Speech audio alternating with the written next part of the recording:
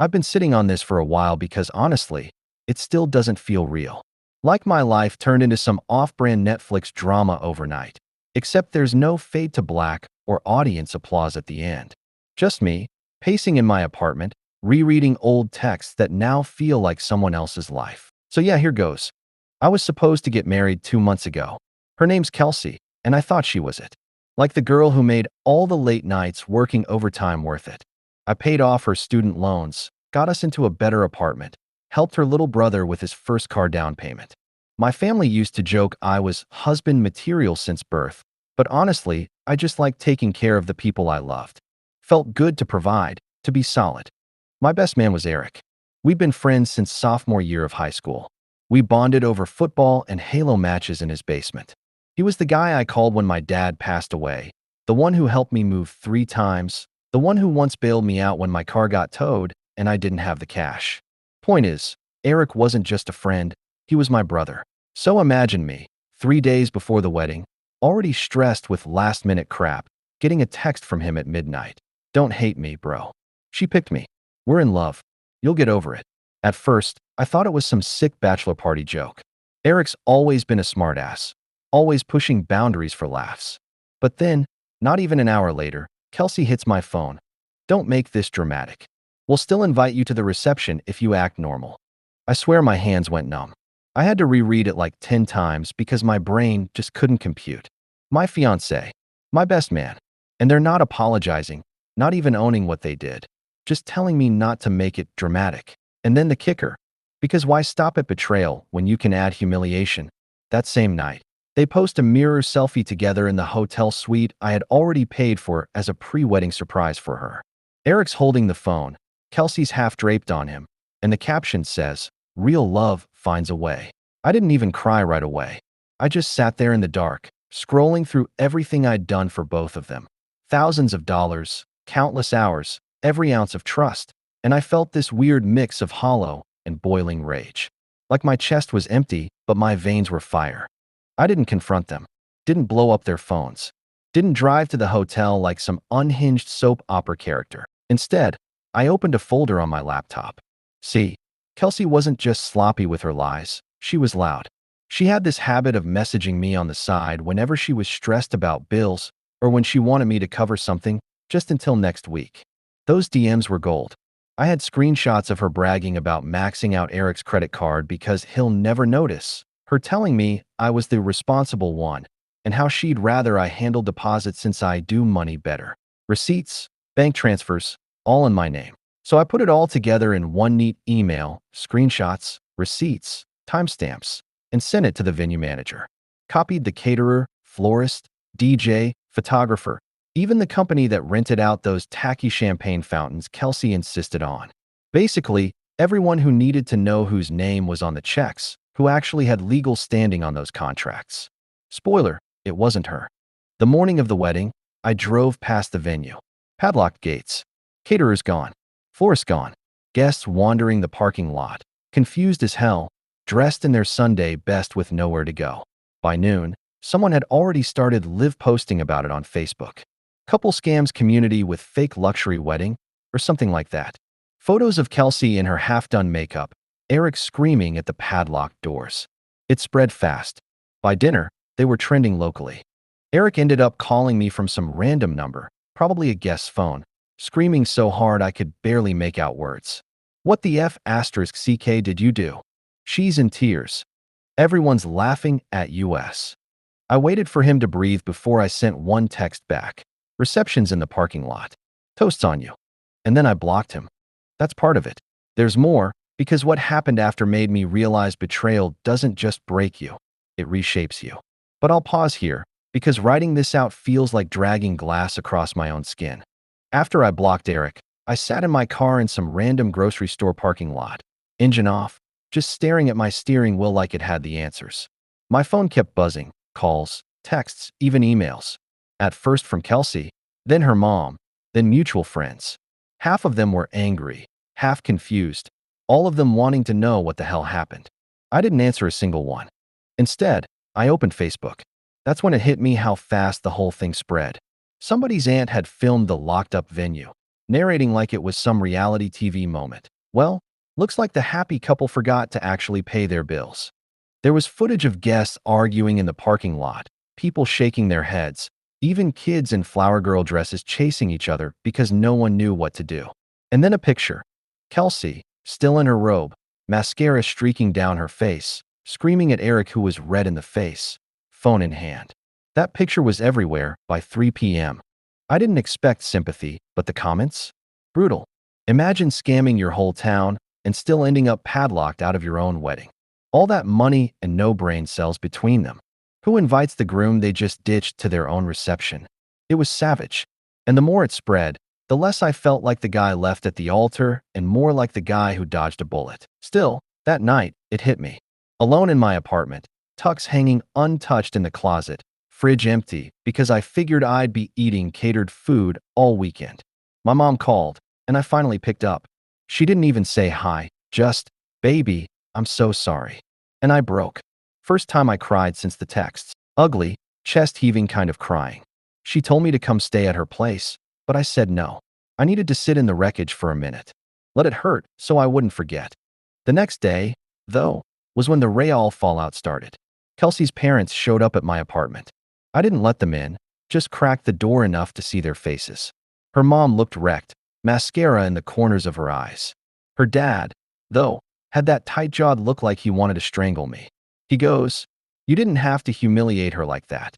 You could have just called it off." I laughed in his face. Like, actually laughed. "She humiliated herself," I said. "I just stopped paying for her fantasy." And then I closed the door. Eric tried a different angle, emails this time. Long paragraphs about how Kelsey manipulated him, how he never meant to hurt me, how he thought I'd understand if I really loved her. That one made me physically nauseous. The guy slept with my fiancée and then wanted me to play therapist. Deleted every word without replying. But here's the thing no one prepares you for: the silence after the storm. Once the gossip machine moved on to whatever the next scandal was, I was just there. Single. Friendless. Sitting on a pile of receipts that proved I'd funded a dream I never got to live. I couldn't even look at the wedding bands I'd bought. They sat in a drawer like two little knives. I thought about pawning them, but couldn't bring myself to. Not yet. What kept me sane, weirdly enough, was work. I threw myself into it. Extra shifts, late nights, anything to keep my mind from replaying their hotel selfie. My coworkers didn't ask much, just gave me space, and that was the best gift anyone could have given. 2 weeks after the implosion, though, I got a message that actually made me laugh again. It was from one of Kelsey's bridesmaids, a girl named Lauren. We were never close, but she said, "You don't know me well, but I need you to know, you dodged the apocalypse." She's been in love with Eric for months. Everyone saw it but you. And he's already broke. She drained his card before the wedding even hit. They're both couch hopping right now. I read that twice, then leaned back in my chair. Couch hopping. From a luxury hotel suite I paid for to crashing on random people's sofas. Karma doesn't always come fast, but when it does, man, it's poetic. Still, I'd be lying if I said it didn't sting. Nights were the worst. Quiet, heavy, and full of the what-ifs. What if I'd noticed sooner? What if I'd picked a different best man? What if I wasn't so desperate to be the guy who fixed everything? My therapist later told me that wasn't love I gave them. It was martyrdom. And martyrs burn out. The real kicker? The venue manager called me personally a month later. He said, "I've never seen anyone handle a situation that cleanly. Most guys would have shown up swinging." I told him I didn't feel clean. I felt gutted. But he said something I still think about. "You didn't lose a wedding. You cut out a tumor before it metastasized." And maybe he was right. Maybe that was the start of me realizing the worst day of my life was also the day I finally stopped building my world around people who saw me as a wallet with legs. There's more to how it all played out, especially with the community. And yeah, Eric and Kelsey didn't just slink away quietly. They tried to spin it, tried to make me the villain. But by then, people already had the receipts, literally. I'll get into that next. After a week, I realized the chaos wasn't over. If anything, it was shifting. Kelsey and Eric were attempting damage control, but in true narcissist fashion, they were doing it all wrong. Instead of apologizing, they spun this narrative that I had ruined their love story, that I was the bitter ex-best man obsessed with control. People who didn't know the full story started sharing posts with headlines like, "Groom sabotages couple's big day," bride heartbroken. I got tagged in a few of them. One guy I barely knew messaged me, "Dude, saw your wedding got canceled." That's rough. I didn't respond. I wanted to explain, but every time I tried to type, it came out as rage or disbelief. Rage for how brazen they were. Disbelief that my life had been hijacked by the two people I trusted most. Then came the first intervention. Kelsey's mom left a voicemail, something about family reputation and fixing this. She actually said, "You need to stop letting anger ruin everything. Think about the community." I listened to it once, then deleted it. I realized the whole family thought this was about optics, not betrayal. It wasn't my anger they were worried about, it was my image. Social media blew up in waves. Every post they made was scrutinized, called out. Friends I hadn't heard from in years started tagging me in memes about failed weddings, screenshots of Kelsey bragging about cash she didn't earn, Eric whining that I ruined everything. Some messages were hilarious, others gut-punching. I blocked most, but a few got through. One said, "Hope you're happy, bro. She really loved you, you know." That one stung. Not because it was true, but because I realized just how many people had seen only part of the story. So I started documenting everything. Receipts, DMs, hotel bookings, conversations with the vendors. I even recorded a few voice memos explaining timelines and proof. My plan wasn't revenge anymore. It was insurance against their lies. If anyone tried to paint me as the villain, I'd have evidence. And trust me, I wasn't the guy to sit back and let that happen. Then there were the friends. The ones who didn't pick sides right away, the ones who stayed quiet, suddenly started coming forward. "Wait, he was paying for everything?" She messaged me last week asking if she could borrow more money, just until next month. "Eric told me he didn't have enough for the deposit, so Kelsey got him to drain your card?" It was validating but weirdly exhausting, like slowly peeling layers off a wound that had scabbed over too fast. The neighborhood, the vendors, everyone, they all came around after a week or so. The florist actually called me laughing. Honestly, we were about to cancel their booking ourselves when nothing was legit. "You did the right thing." The venue manager sent me a follow-up email, saying how impressed he was that I stayed calm and didn't try to ruin the day for guests. He also added, "Most people would have made a scene. You handled it professionally." But the best part, the part that honestly made me feel like a normal human for the first time since the texts, was the community's reaction. People started sharing screenshots of Kelsey and Eric's DMs begging me for money, posts from vendors confirming payments, even receipts from my bank showing where all the deposits had gone. Within 2 weeks, the narrative flipped. I went from villain groom to the guy they scammed. People were messaging me, saying, "Dude, I'm glad you're out of that mess." And in the middle of all that, I finally laughed for real. Not the hollow laugh that comes from shock, but a deep, relieved laugh. I realized they had built this whole fantasy, this illusion of a perfect wedding and true love, and it had crumbled spectacularly, without me lifting a finger beyond showing the truth. Eric tried one last time. He emailed me, begging me to take it down and threatening to sue for defamation. I didn't even read it fully. I saved it, of course, for evidence. Then I blocked him. No response. No confrontation. Nothing. I realized the best part of revenge, the real victory, wasn't humiliating them. It was living and letting the universe do the work. Kelsey, meanwhile, vanished from social media for a while. When she returned, the posts were subtle, vague, learning from mistakes type stuff. But by then, nobody cared. Her credibility was shot. Eric's friends stopped answering his texts. His side of the story wasn't believable without hers backing it up, and hers was completely destroyed. By the end of the month, I had started rebuilding. I met with a few friends I'd pushed aside during wedding planning, started going out again, even reconnected with family members who had stayed quiet through everything. Slowly, my world felt normal again, or as normal as it could after the emotional tornado that had been my engagement. And the thing that hit me the hardest? I didn't hate them. Not really. I felt a mix of pity, disgust, and relief. I realized I had wasted energy expecting loyalty from people who were incapable of it. That realization hurt more than anything, but it was freeing. I still think about what could have been. The wedding, the plans, the life we were supposedly building. But I don't let it eat me anymore. I learned that some people are toxic under the guise of love, and some friendships aren't worth the cost. And if you ever have to choose between holding on to a lie or stepping back for your sanity, step back. Every time. There's still more to the story, like how Kelsey and Eric tried to make a public comeback months later, and how that completely backfired.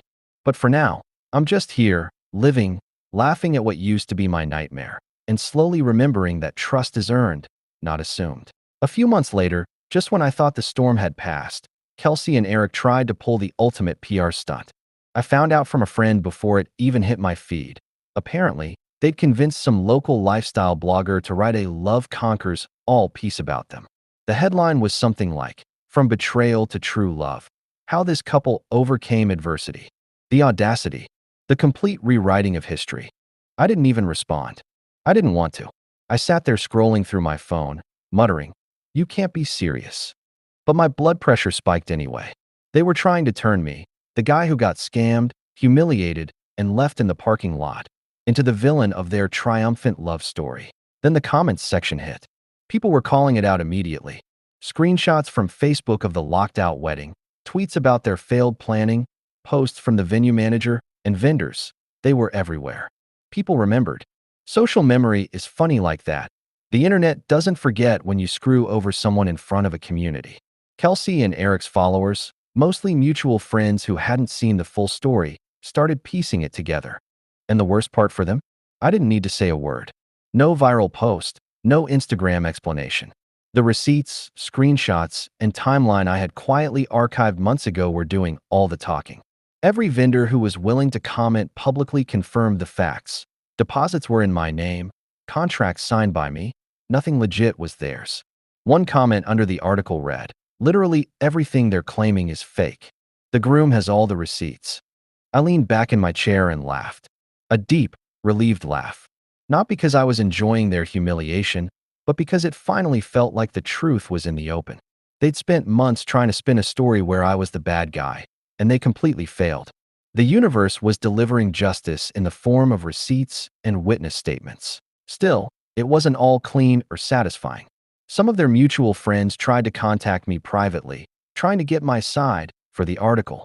I deleted those messages without reading. I wasn't interested in validating anyone's curiosity. People wanted entertainment. I wanted my life back. The next twist? Eric tried texting me. Like, normal human texting, not some accusatory rant. "Bro, can we talk? I think I messed up. I'm losing everything."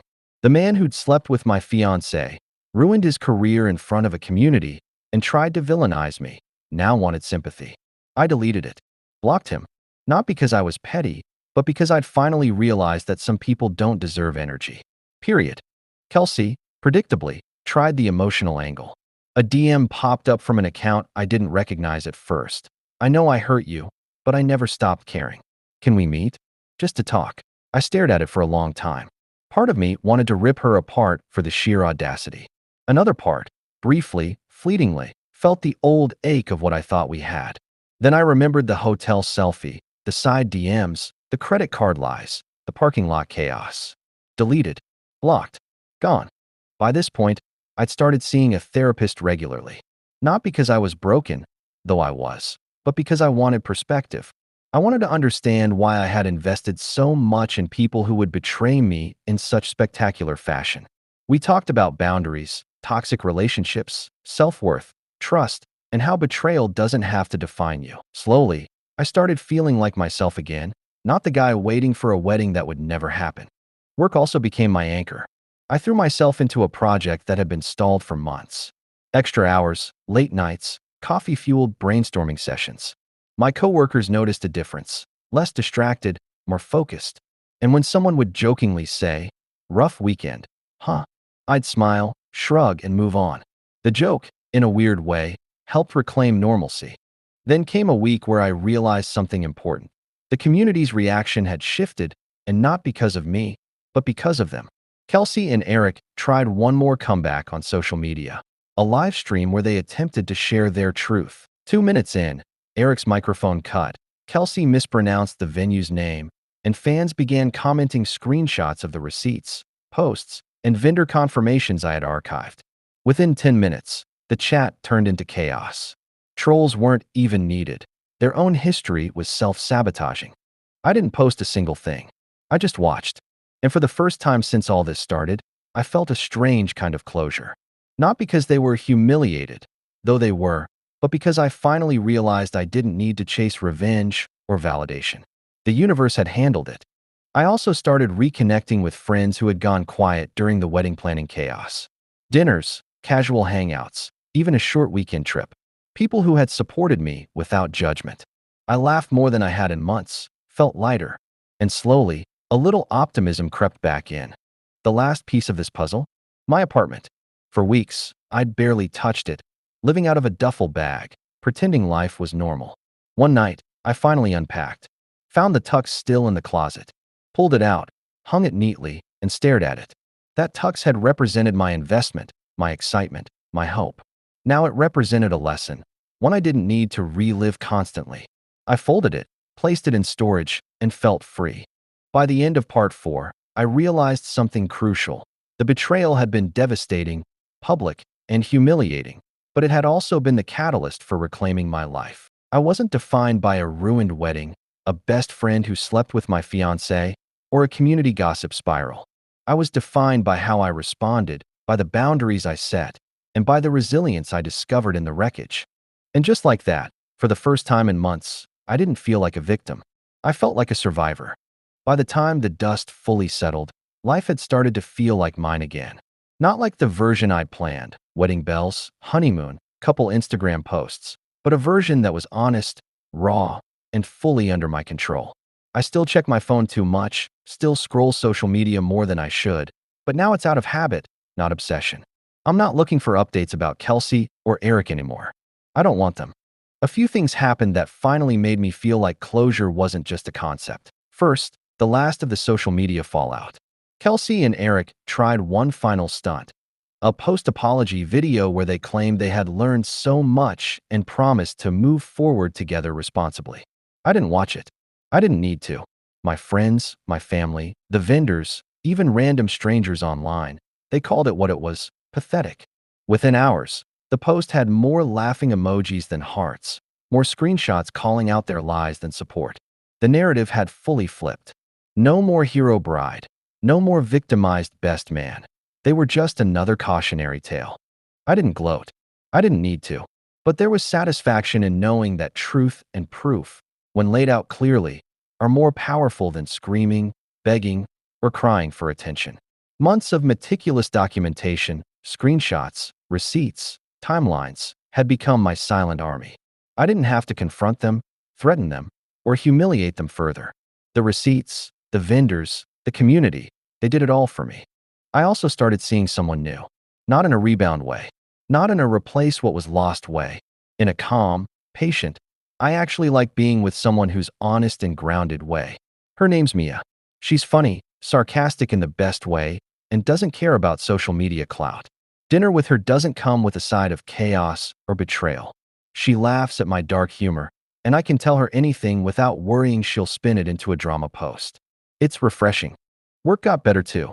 After the chaos, I focused harder, earned recognition I'd been chasing for years but never had the bandwidth to pursue.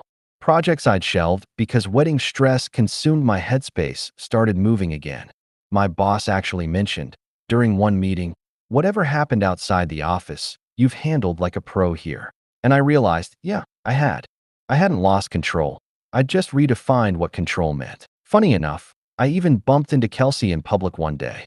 She was with Eric, both dressed like they were trying to prove some power couple image. Their expressions froze when they saw me. I felt nothing. No anger, no vindictiveness, no longing. Just neutral observation.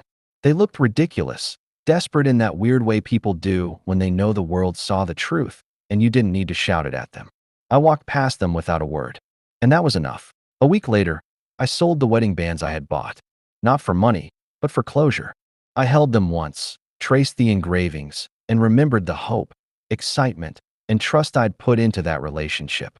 Then I boxed them up, sold them to a jeweler, and walked out lighter than I had in months.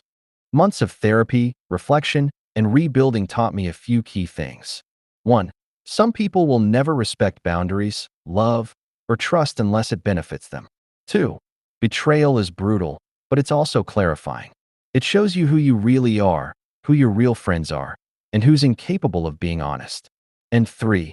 Revenge isn't always about humiliation or payback. It's about reclaiming your peace, your dignity, and your life. By the time the next holiday season rolled around, I wasn't invited to any reconciliation, dinners with Kelsey's family, or mutual friends who had tried to mediate. Didn't care. I hosted my own small gathering with real friends, real laughter, and no pretenses. Wine, bad takeout, board games. Someone spilled it, someone tripped over the dog, someone told a story I'd heard 100 times, but it was mine. Authentic, messy, human. Exactly the opposite of the perfect, scripted disaster Kelsey and Eric had tried to manufacture. And then there was the poetic justice moment that still makes me smile. Eric tried to hit me up for a freelance gig months later, thinking I'd forget the history. His message was something like, "Bro, need a favor, can you cover this?" I didn't even respond. A mutual friend forwarded it to me with the note, "LMAO. Karma's alive." I laughed until my stomach hurt. Nothing feels better than watching someone who treated you like a disposable ATM struggle to find help while you're thriving on your own terms. Now, when I think back to the wedding, to the parking lot, to the texts and selfies, I don't feel rage anymore. I feel gratitude. Grateful that I saw their true colors before it got worse. Grateful that I didn't compromise my dignity. And grateful that I learned how to protect myself emotionally. Life's quieter now, more intentional. Every decision is mine. Every trust is earned, not assumed. And I like it that way. I still think about the chaos sometimes, how surreal it all was. But instead of pain, it's perspective. The guy who nearly got ruined? He's alive, thriving, laughing, and living in a world where he controls the narrative, not someone else. And for anyone who's reading this thinking, what would I do? Sometimes the best revenge isn't confrontation, isn't drama, isn't hashtags and posts. Sometimes the best revenge is living so fully, so authentically, that the people who tried to break you can't touch you. Your life becomes the answer they can't argue with. So yeah, that's my story. My wedding got destroyed, my best friend and fiancé betrayed me, and my life got chaotic. But in the wreckage, I found clarity. And now, I'm living the version of my life I actually want. That's victory.